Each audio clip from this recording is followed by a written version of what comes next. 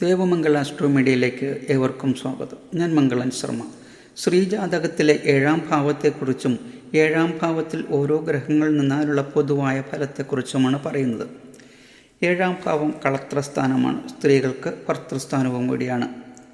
വിവാഹം, ഭാര്യ, ഭർത്താവ്, ദാമ്പത്യ ജീവിതം, ലൈംഗിക സുഖം, പൊതുവായ സന്തോഷം, പ്രേമം, കാമുകൻ, വസ്ത്രാലങ്കാരങ്ങൾ, ധനസ്ഥിതി, രഹസ്യങ്ങൾ, നല്ല സഹോദരങ്ങൾ, അന്യദേശവാസം, വിജയം, ദത്തുസന്തതി, യാത്ര, ഇവയെല്ലാം 7-ാം ഭാവവുമായി ബന്ധപ്പെട്ട് കിടക്കുന്ന ചില പ്രധാന കാര്യങ്ങളാണ്.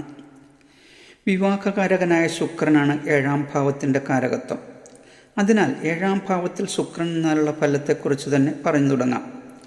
ഭാവകാരകൻ ആ ഭാവത്തിൽ നിന്നാൽ ആ ഭാവത്തിന് പറഞ്ഞിട്ടുള്ള മെയിനായിട്ടുള്ള ഫലത്തിന് ദോഷമുണ്ടാക്കും. അതിനാൽ ഭാവകാരകൻ ഭാവത്തിൽ നിൽക്കുന്നത് നല്ലതല്ല എന്നുള്ളതാണ് വിധി. ആ സ്ഥിതി വെച്ച് നോക്കുമ്പോൾ ശുക്രൻ 7-ാം ഭാവത്തിൽ നിന്നാൽ ജാതകയുടെ ഭർത്താവ് പരശ്രീസക്തനും കാമിയും ശ്രീജിതനും ഭാര്യയ്ക്ക് യാതൊരു വിധത്തിലുള്ള സ്വസ്ഥതയും കൊടുക്കുകയില്ലെന്ന് മാത്രമല്ല, ചിലപ്പോൾ ഭാര്യാനാശത്തെ തന്നെ ഉണ്ടാക്കിയെന്ന് വരാം. എന്നാൽ 7-ാം ഭാവം ശുക്രക്ഷേത്രമായി ബലവാനായ ശുക്രൻ അവിടെ നിന്നാൽ മേൽപ്പറഞ്ഞ ദോഷങ്ങൾ ഒന്നും തന്നെ ബാധിക്കുകയില്ല എന്നു മാത്രമല്ല, ജാതകയുടെ ഭർത്താവ് എല്ലാവിധ യോഗ്യതയുള്ളവനും സ്നേഹസമ്പന്നനും സൽഗുണനും ധനവാനും ദയാവാത്സല്യമുള്ളവനും കുടുംബാംഗങ്ങളോട് പ്രീതിയുള്ളവനും സംഗീതാദികലകളിൽ വാസനയുള്ളവനുമായിരിക്കും. ഭൗതിക ജീവിതം ആനന്ദകരവും സുഖസമ്പൂർണവുമായിരിക്കും. പ്രതീക്ഷിക്കാത്ത മേഖലയിൽ നിന്ന് ധനം കൈവശം വന്നു ചേരും. അതൊരു പക്ഷേ ഗവൺമെൻറ്റിൽ നിന്ന് കിട്ടാനുള്ളതോ കുടുംബസ്വത്തോ നിധിയോ ചിട്ടിയോ ലോട്ടറിയോ ഏതെങ്കിലുമൊക്കെ ആകാം. അതായത് ശുക്രൻ 7-ാം ഭാവത്തിൽ സ്വക്ഷേത്ര ബലവാനായി നിന്നാൽ ദോഷഫലങ്ങൾ ഉണ്ടാകില്ല എന്ന് മാത്രമല്ല, വളരെയേറെ നല്ല ഗുണഫലങ്ങൾ അനുഭവയോഗ്യമാവുകയും ചെയ്യും. സ്ത്രീജാതകത്തിൽ 7-ാം ഭാവത്തിൽ ആദിത്യനാണ് നിൽക്കുന്നതെങ്കിൽ ഭർത്താവ് പൗരുഷം നിറഞ്ഞ പെരുമാറ്റക്കാരനായിരിക്കും. ദാമ്പത്യ ജീവിതം കഷ്ടനഷ്ടങ്ങൾ നിറഞ്ഞതാകും. ഭർത്തൃസുഖം ഉണ്ടാകില്ല. വിരക്തിയോ അല്ലെങ്കിൽ ഭർത്താവിനാൽ ഉപേക്ഷിക്കപ്പെടുകയോ ചെയ്തേക്കാം. കുടുംബകലഹം കൊണ്ട് മനസ്സും സുഖവും നഷ്ടപ്പെടും. ആദിത്യൻ 7-ാം ഭാവത്തിൽ ബലവാനായാണ് നിൽക്കുന്നതെങ്കിൽ ഭർത്താവ് മൃദുപ്രിയനും കാമിയുമായിരിക്കും. ഇനി ആദിത്യനും രാഹുവും കൂടിയാണ് 7-ാം ഭാവത്തിൽ യോഗം ചെയ്ത് നിൽക്കുന്നതെങ്കിൽ ജാതകയുടെ ഭർത്താവ് സ്ത്രീ വിഷയത്തിൽ ധനം ധൂർത്തടിച്ച് നശിപ്പിക്കും. അതുപോലെ തന്നെ ആദിത്യനും ചന്ദ്രനും കൂടി 7-ാം ഭാവത്തിൽ ബലഹീനനായി നിന്നാൽ ജാതക ഭർത്തൃവിരഹമോ പുത്രവിരഹമോ അനുഭവിക്കാനിട വന്നേക്കാം. ഇനി സ്ത്രീ ജാതകത്തിൽ 7-ാം ഭാവത്തിൽ ചന്ദ്രൻ നിന്നാൽ സൽസ്വഭാവിയും സൗന്ദര്യവും രൂപഗുണവുമുള്ള ഭർത്താവിന് ലഭിക്കും. ഭർത്താവിന് പ്രിയയായി ഭവിക്കും. ജീവിത മൂല്യങ്ങളിൽ അടിയുറച്ചു നിൽക്കുന്ന ആളായിരിക്കും ഭർത്താവ്. കുടുംബത്തിൽ സമാധാനവും ശാന്തിയും ഐശ്വര്യവും കൈവരും. എന്നാൽ ചന്ദ്രൻ വൃത്തിക്ഷയമുള്ള ഗ്രഹമായതിനാൽ ചന്ദ്രൻ ബലഹീനനായാണ് ജാതകത്തിൽ 7-ാം ഭാവത്തിൽ നിൽക്കുന്നതെങ്കിൽ മേൽപ്പറഞ്ഞ ഗുണഫലങ്ങൾക്ക് കുറവ് അനുഭവപ്പെട്ടേക്കാം എന്ന് മാത്രമല്ല, ഭർത്താവ് പരശ്രീസക്തനും അവലംബഹീനനും സന്താനങ്ങൾ കുറവുള്ളവനുമായിരിക്കും. സ്ത്രീജാതകത്തിൽ 7-ാമിടത്ത് ചൊവ്വയാണ് നിൽക്കുന്നതെങ്കിൽ എന്തിനും ഏതിനും കോപിക്കുകയും കലഹിക്കുകയും ചെയ്യുന്ന ഭർത്താവായിരിക്കും. ഭർത്താവിൽ നിന്ന് പീഡനാനുഭവങ്ങൾക്ക് ഇടവരും. ഭർത്താവുമായി പിണങ്ങി കഴിയേണ്ടി വന്നേക്കാം. ദാമ്പത്യ ജീവിതം തകർച്ചയെ നേരിടും. ചിലപ്പോൾ ചെറുപ്പത്തിൽ തന്നെ വൈധവ്യയോഗം വന്നുവരും. 7-ാമിടത്ത് ചൊവ്വ വൈധവ്യദോഷം ഉണ്ടാക്കുമെങ്കിലും ആ ചൊവ്വയ്ക്ക് ശുഭയോഗദൃഷ്ടി ഉണ്ടായിരുന്നാൽ ദോഷഫലങ്ങളുടെ കാഠിന്യം കുറയും. ജാതകത്തിലെ 7-ാം ഭാവത്തിൽ ബുധനാണ് നിൽക്കുന്നതെങ്കിൽ ഭർത്താവ് സാമർഥ്യമുള്ളവനും വിദ്വാനും ഉയർന്ന വിദ്യായോഗ്യതയുള്ളവനുമായിരിക്കും. മനസ്സിനേക്കാൾ ബുദ്ധിക്ക് പ്രാധാന്യം കൊടുക്കുന്ന ആളായിരിക്കും. ഐശ്വര്യവും സൽസന്താനങ്ങളും ഭവനവും വാഹനവും എന്നിവയുള്ള ആളായിരിക്കും. എന്നാൽ ആ ബുധന് ഏതെങ്കിലും വിധത്തിലുള്ള ബലക്കുറവുണ്ടായാൽ ഭർത്താവ് പൗരുഷം കുറഞ്ഞവനും മേൽപ്പറഞ്ഞ ഗുണഫലങ്ങളിൽ കുറവും അനുഭവപ്പെടും. ഇനി 7-ാം ഭാവത്തിൽ വ്യാഴമാണ് നിൽക്കുന്നതെങ്കിൽ സ്വഭാവശുദ്ധിയും സൗന്ദര്യവും സമ്പത്തുമുള്ള ആളായിരിക്കും ഭർത്താവ്.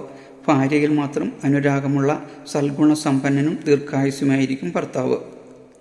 7-ാമിടത്ത് ശനിയാണ് നിൽക്കുന്നതെങ്കിൽ ജാതകയ്ക്ക് വിവാഹത്തിന് കാലതാമസം നേരിട്ടേക്കാം. ഇനി വിവാഹം നടന്നാൽ തന്നെ ഭർത്താവ് മദ്യപാനിയോ ചീത്ത സ്വഭാവക്കാരനോ അതുമല്ലെങ്കിൽ പ്രായം വളരെയേറിയ കൂടുതലുള്ള ആളുമായിരിക്കും. അതല്ല, ഈ ശനി 7-ാമിടത്ത് പാപയോഗം ചെയ്ത് ബലഹീനനായി നിന്നാൽ ഭർത്താവ് ഉണ്ടാകാൻ തന്നെ സാധ്യത വളരെ കുറവായിരിക്കും. അതുപോലെ തന്നെ ശനി പാപദുഷ്ടനായി 7 നിന്നാൽ ജാതക വിവാഹം ചെയ്യപ്പെടാതെ തന്നെ വളരെ പ്രായമാകുന്നവരെ കന്യകയായി തന്നെ ഇരിക്കേണ്ടി വന്നു. 7-ാമിടത്ത് രാഹുവാണ് നിൽക്കുന്നതെങ്കിൽ ദാമ്പത്യ ജീവിതം ദുസ്സഹവും അവസരങ്ങൾ നിറഞ്ഞതുമാകും. ഭർത്താവിൻ്റെ മോശമായ പ്രവൃത്തികൾ മൂലം മനസ്സ് എപ്പോഴും നീറിക്കൊണ്ടിരിക്കും. സപത്നി ദുഃഖമോ വിരഹമോ അനുഭവിക്കും. ചിലപ്പോൾ ഭർത്താവുമായി അകന്നു കഴിയേണ്ടി വന്നേക്കാം.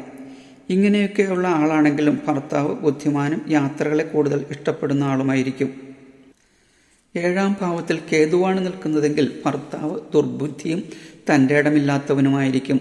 ദാമ്പത്യ ജീവിതത്തിൽ അപസരങ്ങളും കഷ്ടപ്പാടുകളും ഒഴിഞ്ഞ് സമയമുണ്ടാകില്ല. ദുരിതപൂർണമായിരിക്കും ദാമ്പത്യ ജീവിതം. 7-ാമിടത്ത് ഗുളിയനാണ് നിൽക്കുന്നതെങ്കിൽ ഭർത്താവ് വിശ്വാസവഞ്ചകനും ഏതു കാര്യത്തിനും എന്തു കാര്യത്തിനും തടസ്സം നിൽക്കുന്നവനും ഒരു കാര്യവും പൂർണ്ണമാക്കാൻ അവസരം നൽകാത്തവനും എല്ലാവരുടെയും വിരോധം ഏറ്റുന്നു വാങ്ങുന്നവനും ദാമ്പത്യ ജീവിതം കഷ്ടനഷ്ടങ്ങൾ കൊണ്ട് ദുരിതപൂർണമായിരിക്കും.